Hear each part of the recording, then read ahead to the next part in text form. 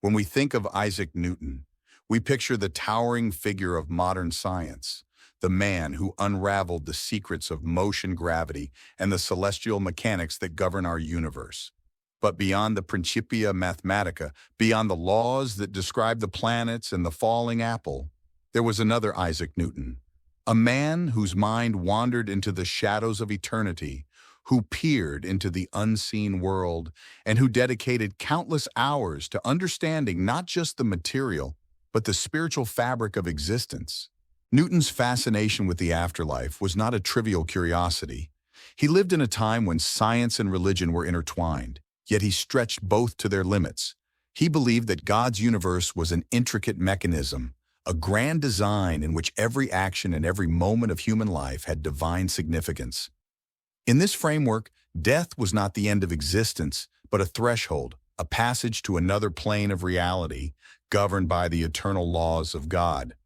Much of what we know about Newton's spiritual beliefs comes not from his scientific publications, but from thousands of pages of private notes, manuscripts, and theological treatises.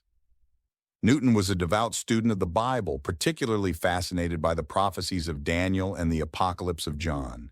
He analyzed them with the meticulous precision of a mathematician, seeking hidden patterns and dates, convinced that these divine codes contain clues about the fate of humanity, the resurrection of the dead, and the ultimate destiny of the soul.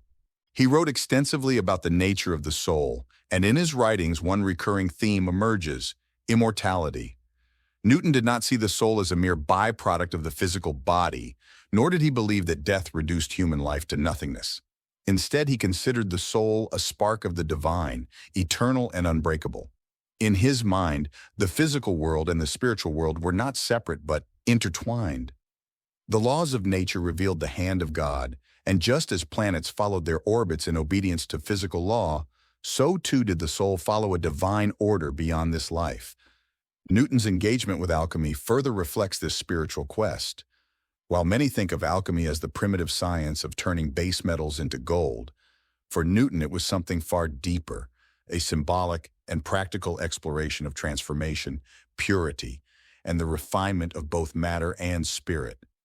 Through alchemical texts and experiments, he sought to understand the hidden forces of creation, the essence that animates the material world, and perhaps the secret of life's continuity beyond death.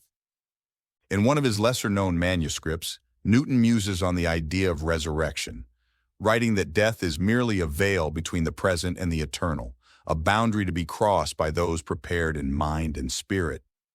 He speculated on the day of judgment, not with fear, but with a desire to see the ultimate justice and harmony restored to the universe, a universe in which the righteous would find everlasting life. Newton's thoughts on eternity were intimately tied to his view of God. He saw divinity not as a distant, abstract principle, but as an active presence guiding the universe and every human soul.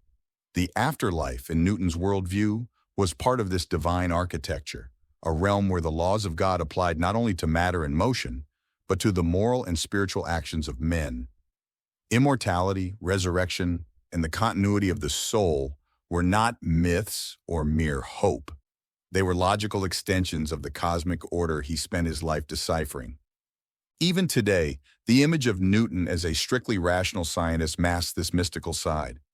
He represents a profound truth, that even the most analytical minds cannot ignore the mysteries of existence, the questions of mortality, and the longing to know what lies beyond the veil of death. Newton reminds us that curiosity about the universe inevitably leads to curiosity about the eternal. The more we explore the stars and the forces that govern them, the more we encounter echoes of the divine, whispers of the infinite, and the possibility that life does not end with the body. In a sense, Isaac Newton's life was a bridge between worlds, between the tangible and the intangible, between science and spirituality, between the finite and the infinite. His legacy challenges us not only to understand the motions of planets or the mechanics of gravity, but to contemplate our own place in the universe, the destiny of our souls, and the profound mystery of what awaits after death. And so when we ask, what did Isaac Newton really believe about the afterlife? The answer is not simple. He believed that life continues beyond the visible, that God's order governs both the seen and unseen, and that death is a passage, not a cessation. His writings, mysterious and dense, invite us to consider that even in the age of reason, the human spirit reaches toward eternity, seeking answers to the questions that science alone cannot fully resolve.